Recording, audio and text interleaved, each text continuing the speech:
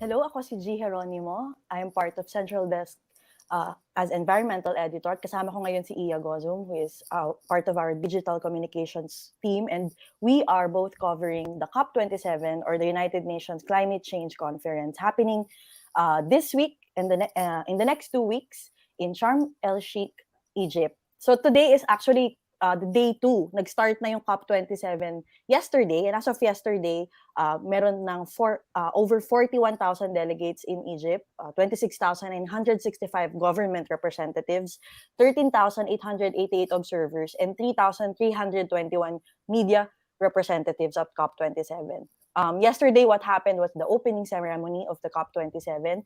Inelect bilang presidente ng COP27 si Egyptian Foreign Minister Sameh Shoukry. And then after the election, they gave their opening statements. Nagsalita si Shoukry about urging the delegates to not just embark on negotiations that are detached from reality. And during his opening statement, sinabi rin niya na we cannot afford any negligence or shortcomings in this COP27. After him, nagsalita din si UN Climate Chief Simon Steele, who urged parties to stick to their commitments, which they did as they did in Glasgow, where actually we know that in Glasgow nabuo ang Glasgow Climate Pact. This is the first time that a UN climate agreement mentioned the goal of reducing fossil fuel use. So this COP is actually focused on implementation. Ito yung gusto nilang i-focus. And Iya, di ba? Ito yung magiging focus nitong summit na to sa Egypt. Yeah, yun ang big picture ngayon ng COP27, that it is to be the implementation COP. So actually, Simon Steele said there are 3 critical areas they would want to work for this COP. Unang-una ngayon ay ang pag-shift to implementation, na sa COP na ito, mangyayari na there are going to be concrete actions na sa mga negotiations na napag-usapan sa mga previous COP. And pangalawa, meron ding bigger focus on mitigation, adaptation, finance, and loss and damage, no? And also climate finance. And at pangatlo, syempre yung meron ding urgency to be more transparent and accountable throughout the UN climate change process. So bakit importante itong pagle-label nila ng COP na ito as the implementation COP? Nitong Sunday din, the World Meteorological Organization reported that the past 8 years on track to be the 8th warmest years on record. Na this is exactly what we are trying to curb and solve in the Paris Agreement. So yeah, the projections are right. Sea levels are rising, the ocean is hotter. The science is right. It's time to implement. That's why crucial na ganito ang big picture ng COP ngayon, to be the implementation COP.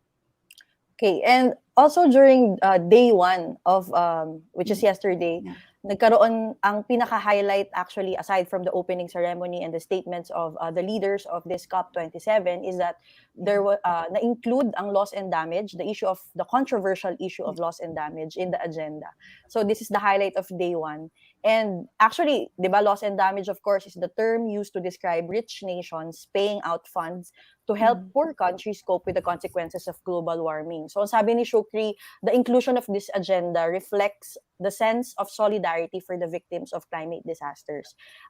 Yun yung hope, of course, na magkaroon ng focus on loss and damage and other issues na kailangan ng more finance, which is also adaptation and mitigation. And what they're hoping is that this will lead, yung discussions that will emanate from this COP27 will lead to a conclusive decision, pero no later than 2024. Yun yung goal nila, yun yung target nila for this COP27. So we will see. It's just day 2 of the talk. So we will see where the discussions will go in terms of the issue of loss and damage.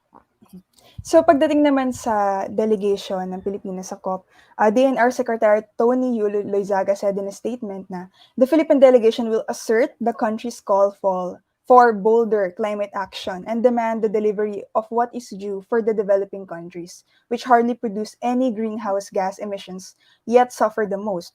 So a lot of environmental advocates are actually expectant kung ano mangyayari sa COP27. This because this is, as they said, the first test for President Ferdinand Marcos Jr.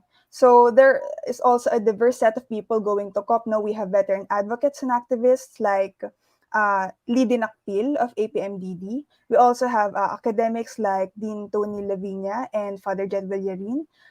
Movement builders, young trailblazers like Masumi Managing Trustee Ando Maliang, environmental lawyer Avril Torres. So in that sense, parang that's something that we have to celebrate because there's a diverse set of people going. But also the extent of their influence, it's another it's another matter altogether dahil sabi nga ng ibang advocates, there's a closing civic space pagdating sa COP27. Dito naman sa Pilipinas, yung malaking nangyari kahapon ay there's bike ride, no? Cyclists joined environmental advocates to call for climate action. So meron bike ride across Asia. Dito sa Pilipinas nangyari sa Quezon City and Manila. So yun ang nangyari sa first day, lalo na dito sa Pilipinas. Actually, our coverage for COP27 will really focus on how civil society will really rally the Philippine delegation Yeah. to push for our demands, especially for a Mhm. vulnerable country like the Philippines.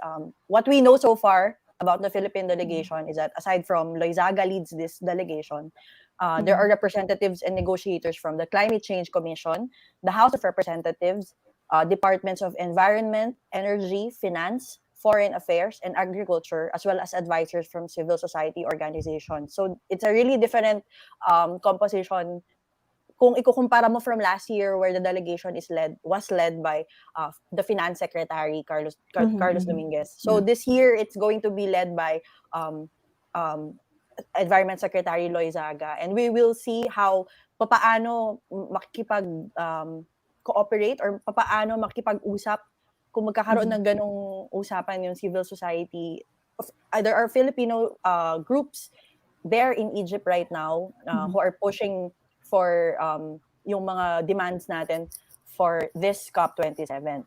Of course, for the next 2 days, including today, what will happen is that heads of state and government will deliver their national statements during the first part of the high level segment. So this is what they call the implementation summit that will happen today and tomorrow around 10 p.m. Philippine time. We saw the lineup of speakers. So far, we Mhm. didn't see the Philippines in the lineup, but we are not yet sure kailan exactly or if ever magbibigay ng national statement si Secretary Loizaga. But world leaders like French President Emmanuel Macron and new British Prime Minister Rishi Sunak are speaking. They're in the lineup. Meron ding video message from Ukraine President Volodymyr Zelensky. Nakita natin yun sa lineup. Um, Notably missing at COP27, hindi lang for this high-level summit, but for COP27, are top figures from the world's largest emitters. So that's Chinese President Xi Jinping and Prime Minister Narendra Modi of India. US President Mhm. Joe Biden will, while not in the lineup for the high-level summit in the next 2 days, is expected to arrive at COP27 later this week. So that's what we are looking at for the next 2 days and this week. Kia? We're covering the conference remotely. For more updates on COP27, check out and bookmark the link on the screen, rplr.co/COP27.